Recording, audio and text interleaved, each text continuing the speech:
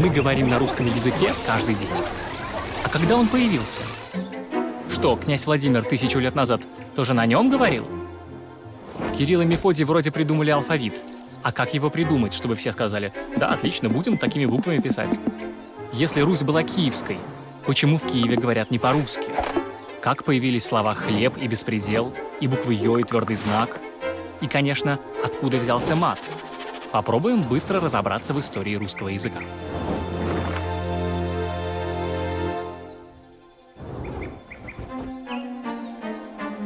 Когда рождается язык? Когда у него появляется название? Слово «Русь», от которого происходит название русского языка, появилось не позже IX века. У этого слова сложная история.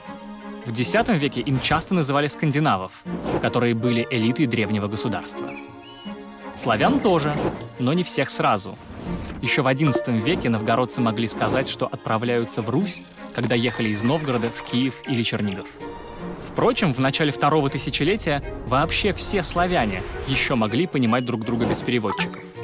Не только новгородцы с киевлянами, но и жители Праги с жителями Белграда. Русский язык тогда — это большая группа диалектов всех восточных славян. Ученые сейчас склонны называть его древнерусским, ведь его равноправными потомками являются украинский, белорусский и, собственно, русский. В Древней Руси уже были многие понятные нам слова — небо, наезд или колбаса.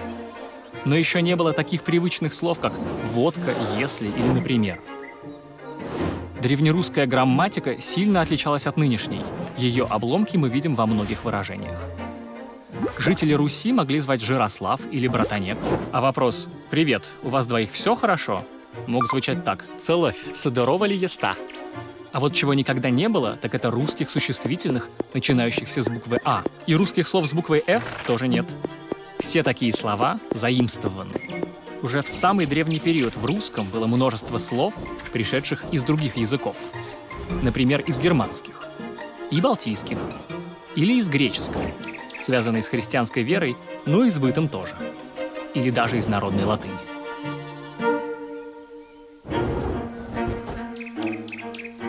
Все знают, что буквы, которыми мы пользуемся, изобрели Кирилл и Мефодий.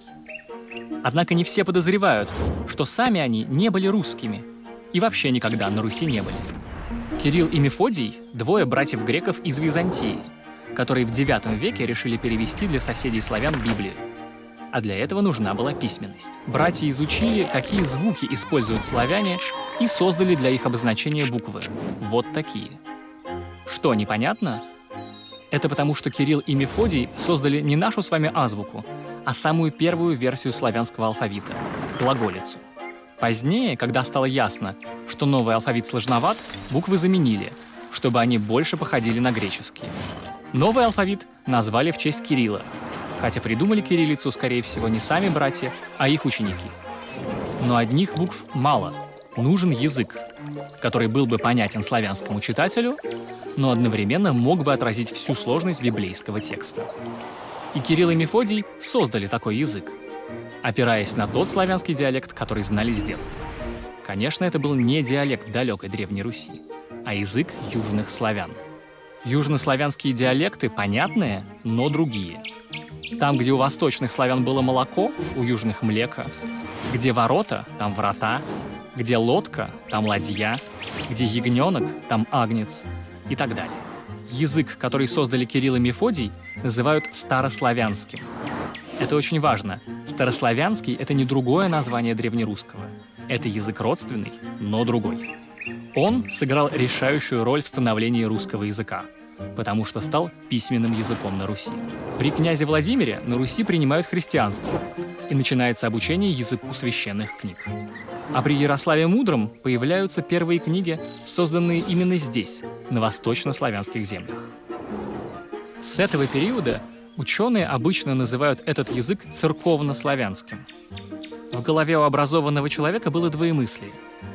Думал и говорил он на одном языке, родном, русском. А читать и писать старался на другом, церковнославянском. При этом не всегда понимая, что это два разных языка. Конечно, писать приходилось не только по делам веры. Надо было еще записывать события для истории, устанавливать законы и переписываться друг с другом. И чем дальше такие тексты по своему жанру отдалялись от церковных, тем большее влияние оказывал на них живой разговорный русский язык.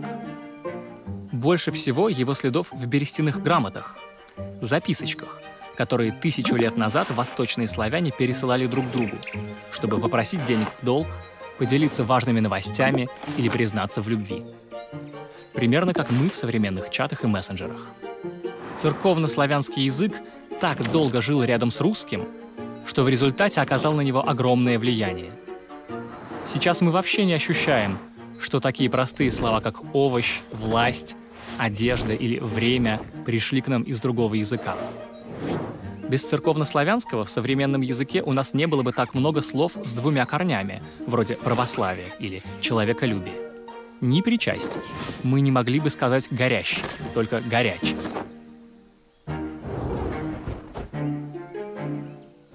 Вы задумывались, зачем в современном алфавите буквы твердый знак и мягкий знак, которые никак не произносятся?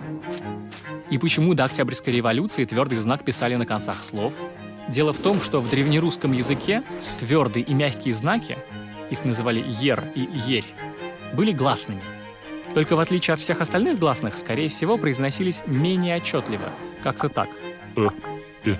И в конце концов, часть из них превратилась в обычные гласные «о» и «е», а вторая часть вообще перестала произноситься. Это событие поменяло в языке все. До него все русские слоги были открытыми, то есть заканчивались на гласную. Теперь слова стали короче, а согласные начали стоять рядом и взаимодействовать. Утрата двух гласных звуков разделила историю русского языка на две части. До нее — древний, непонятный на слух язык. После — язык, в котором гораздо легче узнать современный русский.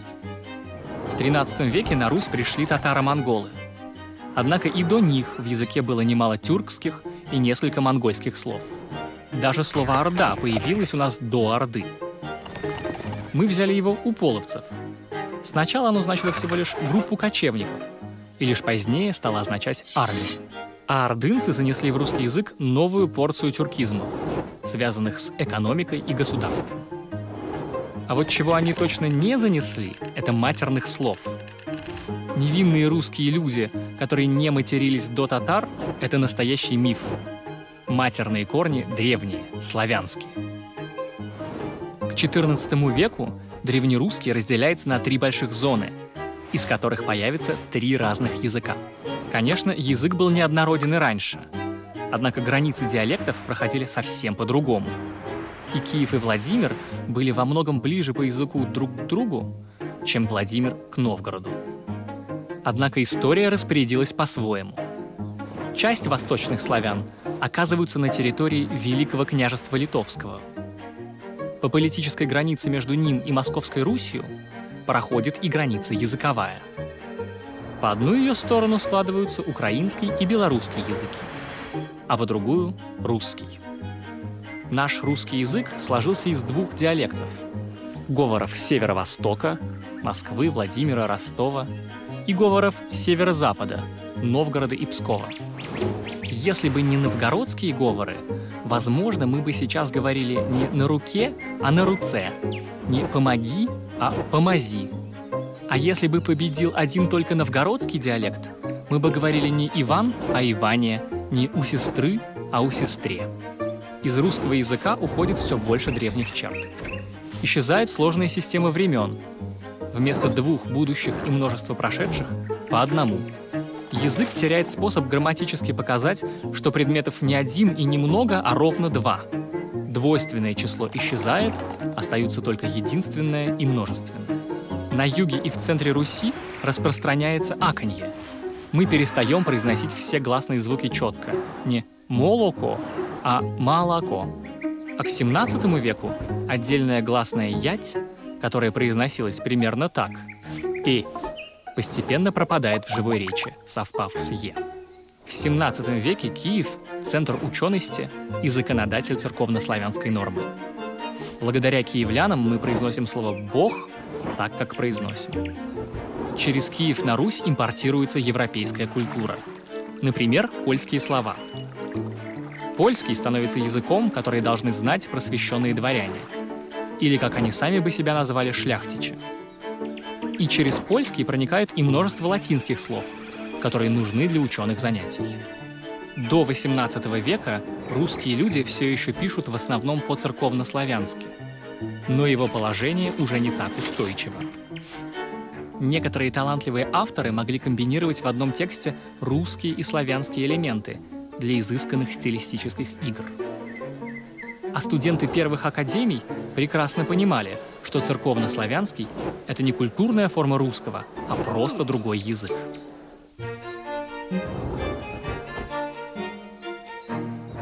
Петр I будет создавать в России новую светскую культуру, и древний церковный язык ему не нужен. Он создаст новый гражданский шрифт, чтобы печатать им газеты и научные книги. И избавиться от ненужных букв, хотя не ото всех. Петр велит переводить новые книги не на славянский, а на русский.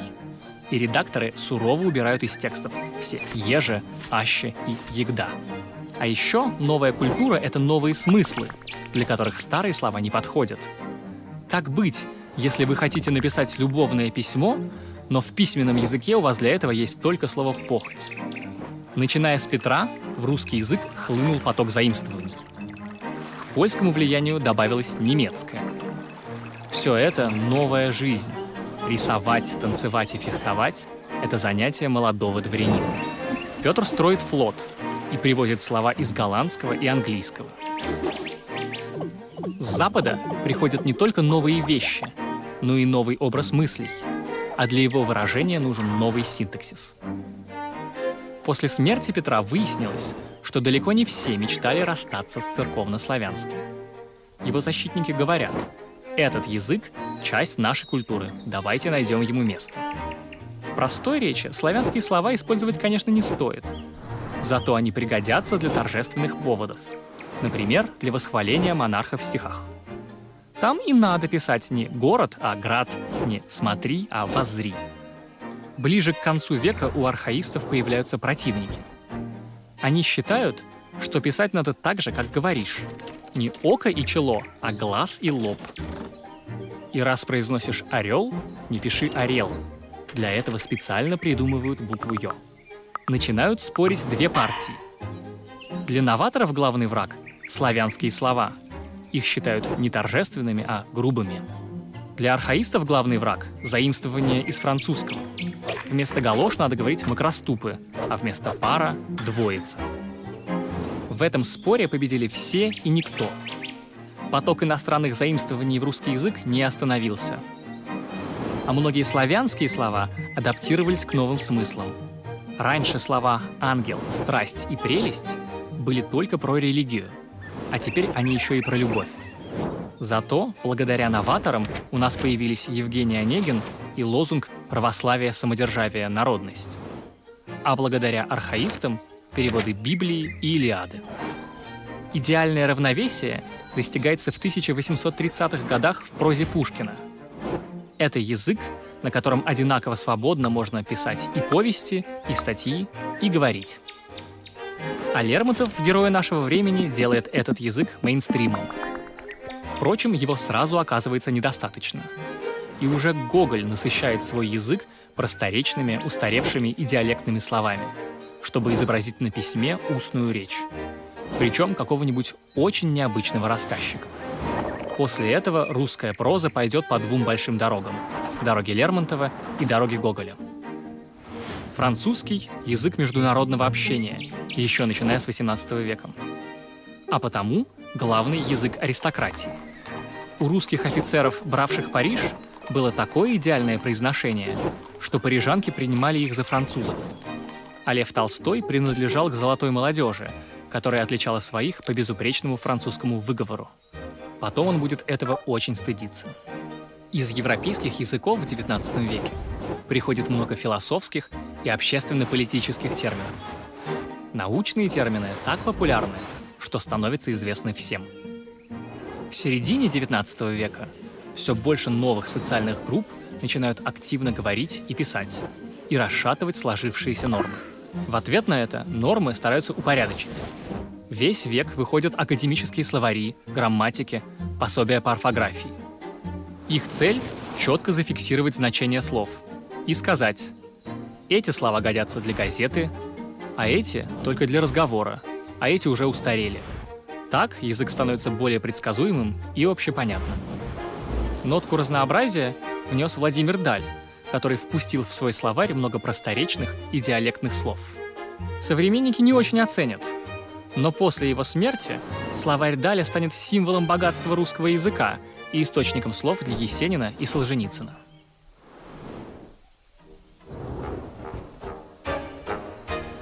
К началу XX века в России существует единый стандартный язык, и его полностью уничтожает революция.